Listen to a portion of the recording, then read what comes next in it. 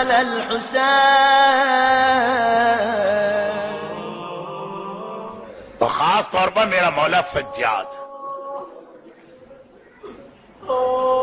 یعنی کربلا سے جب یہ قافلہ چلا ہے تو مسئلہ صرف یہ نہیں ہے کہ سجاد اپنی بہنوں اور پھوپھیوں کو ننگے سر قیدی بنا دیکھ رہا. کائنات کا سب سے بڑا مسئلہ سجاد کے لیے یہی ہے، مگر اس کے علاوہ بھی شمر کیسا ملعون و جہنمی، مگر ایک بات وہ جانتا، چنانچہ کئی بار راستے میں اس نے اس طریقے پہ عمل کیا. اور وہ کیا ہے؟ وہ یہی تو ہے نا. ریاض القدس کی روایت آپ اکثر سنتے، آج سنیے گا، مکمل کل ہوگی، کہ جب یہ قافلہ 11 محرم کو چلا تھا تو نہ محملیں تھی نہ عماریاں تھی، نہ سہارا دینے والا کوئی وارث تھا. ہر بیوی اونٹ پہ اکیلے بیٹھی، ننھے ننھے بچے اپنی ماں کی گود میں بٹھائے گئے، مگر ایک بچی سکینہ ہے کہ شمر کہتا ہے میں اسے کسی کی گود میں بھی بیٹھنے کی اجازت نہیں دے سکتی. نہ ماں رباب کی گود میں بیٹھنے کی اجازت ملی، نہ پھوپھی زینب کی گود میں بیٹھنے کی اجازت ملی. کہا یہ اونٹ پر بیٹھے گی اور اکیلے بیٹھے گی. زینب فرماتی رہی اے شمر یہ بچی کبھی بھی اکیلے نہیں بیٹھی ہے اور محمل میں نہیں بیٹھی، یہ تو بغیر محمل کی سواری، بچی کہیں گر جائے گی. ظالم کہاں سنتا ہے دوسرے کی بات، کہاں نہیں گرے گی بچی. اب یہ قافلہ چل رہا چلتے چلتے اچانک رک گیا. شمر ملعون اپنی سواری سے اترا، آگے بڑھا، سپاہیوں کے قریب آیا. بغیر اجازت کے قافلہ کیوں روکا؟ سپاہیوں نے کہا حاکم ہم کیا کریں، جس نیزے پہ حسین کا کٹا سر ہے وہ نیزہ زمین میں گڑ گیا، آگے نہیں بڑھتا. ہم نے ہر کوشش کر کے دیکھ لی. شمر نے کہا اچھا حسین کا سر آگے نہیں بڑھ رہا، میں اس سر کو آگے بڑھاتا ہوں. بس شمر کا جملہ ہم نے سنا تو ہمارے ذہن میں آیا کہ شمر نیزے کے قریب آئے گا، 10 12 15 سپاہیوں سے کہے گا نیزے کو زمین سے نکالو، مگر نہیں، ملعون ہے، جہنمی ہے، لیکن معرفت اہل بیت اتنی رکھتا ہے. کہا حسین کا سر آگے نہیں بڑھتا، میں اسے آگے بڑھاتا ہوں. عجیب بات ہے، حسین کے سر کو بڑھانا ہے، ادھر نہیں گیا، سیدھا میرے مظلوم آقا سجاد کے پاس آیا. ہاتھ میں کوڑا ہے، ایک بار کوڑا اٹھا کے میرے بیمار امام کی کمر پہ مارا.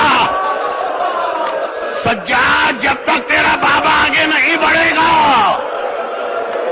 اس وقت تک مسلسل تیری کمر پہ کوڑے مارے جائیں گے.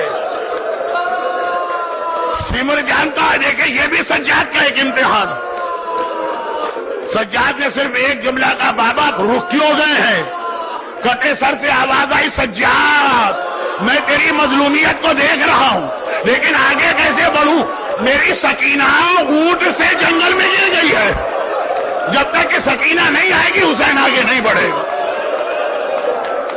شمر و سجاد ادھر تو چھوڑیے بات، زینب کے کان میں بھائی کا جملہ آ گیا، ارے میری سکینہ گر گئی ہے.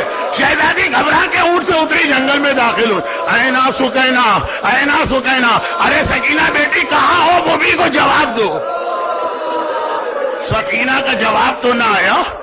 ایک جگہ جھاڑیوں کے درمیان ایک نقاب پوش اور سیاہ پوش بیوی زمین پر بیٹھے نظر آ گئی اور ننھی سکینہ ان کی گود میں سر رکھے سو رہی ہے. زینب نے یہ منظر دیکھا، شہزادی گھبرا گئی. دیکھیں فطرت کیا کہتی ہے، ماں کا بیٹا کھو گیا، جیسے ہی ملے گا وہ تڑپ کے آگے بڑھے گی، اپنے بیٹے کو اٹھا کے گلے سے لگائے گی. مگر زینب نے یہاں دو اتنی عجیب باتیں دیکھی کہ سکینہ مل گئی مگر زینب نے سکینہ کو نہیں اٹھایا. حیرت کے ساتھ نقابپوش بی بی کو دیکھا اور کہا کہ دو باتیں مجھے بڑی عجیب لگی. اب تک تو جو آیا بچی کے تماچے تو لگائے، بدن پہ کوڑے تو مارے، آپ کون ہیں جو اس یتیمہ سے اتنی مہربانی کر رہی؟ اور اس سے زیادہ عجیب بات، یہ بچی تو وہ ہے جب سے اس کا بابا مارا گیا، اسے کبھی نیند ہی نہیں آتی ہے، کسی کے پاس اسے آرام ہی نہیں ملتا ہے. ارے ماں کی گود میں سونے کو تیار نہیں ہے، آپ کون ہیں کہ میری بچی اتنے آرام سے آپ کی گود میں سو گئی؟ نقاب کے پیچھے سے آواز آئی، ارے اگر میں اس بچی پہ مہربانی نہ کروں تو کون کرے گا؟ اور اگر میری گود میں یہ نہ سوئے تو کس کی گود میں سوئے گی؟ ارے جس کی گود میں حسین سوتا تھا،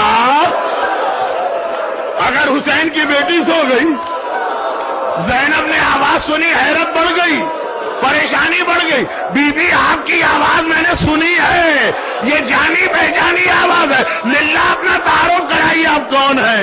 کوئی نامحرم نہ تھا، بی بی نے چہرے سے نقاب کو ہٹایا، زینب بیٹی، ارے مجھے دیکھ کے پہچان، میں تیری ماں فاطمہ زہرا، جنت البقیع سے یہاں تک تیرے ساتھ ہوں، اور ہر مصیبت میں کوئی تیرا ساتھ دے کہ نہ دے، تیری ماں فاطمہ ہر جگہ تیرے ساتھ۔